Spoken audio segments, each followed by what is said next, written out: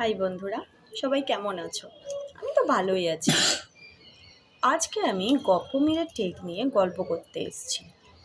গপ্পমীরের ঠেক মির্দার বানানো একটি চ্যানেল, যেখানে গল্প শোনানো হয়, সেটা সবাই জানো। কিন্তু কোন কোন গল্পগুলো টপ সেটা নিয়ে কিন্তু সবাই দ্বন্দ্বে থাকো। কোন গল্পটা আমি শুনবো? এত তো গল্প, এভরি উইক একটা করে গল্প আসে। সবসময় তো সব গল্প শোনার মতো টাইম হয় না। আমরা চাই সবসময় টপ স্টোরিটাই শুনবো।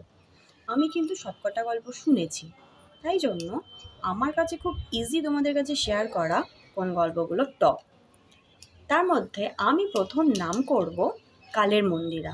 আমার তো ভীষণ পছন্দ হয়েছে। ইতিহাসের প্রেক্ষাপটে একটি গল্প হচ্ছে কালের মন্দিরা, যেটি শরদিন্দু বন্দ্যোপাধ্যায়ের লেখা। শুনে দেখো, অসাধারণ একটি গল্প। সেকেন্ড আমি নাম করব দ্রোলমার খড়গ, অভীক সরকারের। অসাধারণ একটি থ্রিলিং স্টোরি। এখানে ভেতরে যে ক্যারেক্টারগুলো আছে, যারা গল্পটা উপস্থাপন করেছে, তারা এত সুন্দরভাবে উপস্থাপন করেছে। এবং মির্দার সাউন্ড এফেক্ট আমার তো বেশ কিছু জায়গায় গায়ে কাঁটা দিয়েছে। তোমরাও শুনে দেখো গায়ে কাঁটা দেয় কি না। তারপরে আমি নাম করব আদর্শ হিন্দু হোটেল।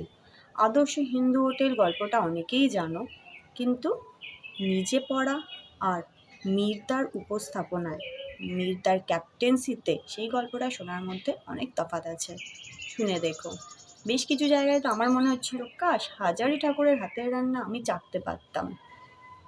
ভীষণ ভালো একটি গল্প। তারপর আমি নাম করব ভূতের বাসায় কলাবতী।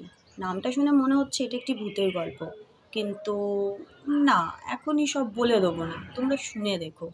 ভয়ের কিছু নেই, কিন্তু অসাধারণ একটি গল্প ভূতের বাসায় কলাবতী। যে গল্পটা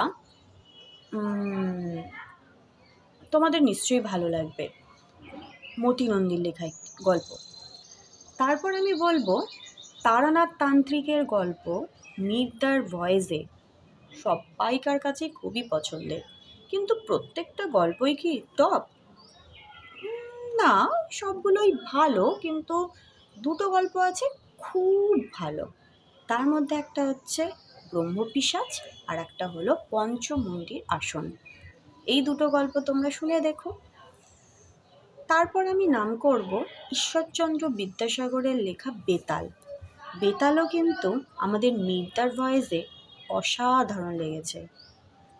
এই বেতালের গল্প টোটাল 5টা ভাগে আছে, তো সবকটা ভাগই শুনে দেখো।